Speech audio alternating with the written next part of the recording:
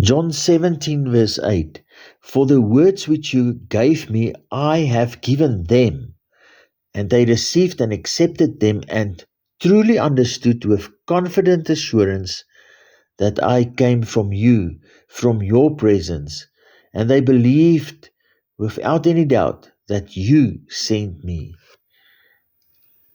And truly understood with confident assurance that I came from you, from your presence, and they believed without any doubt that you sent me. John 16, verse 25, 27, and 28.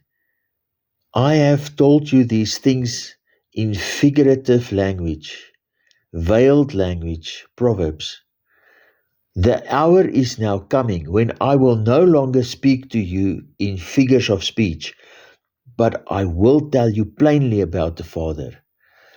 For the Father himself tenderly loves you, because you have loved me and have believed that I came from the Father. I came from the Father and have come into the world. Again, I am leaving the world and going to the Father. Father, thank you for sending Jesus. Thank you, Jesus, that you came.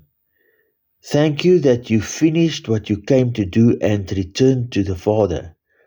Thank you that you appear unto those that expect you in spirit from your place of authority with the Father.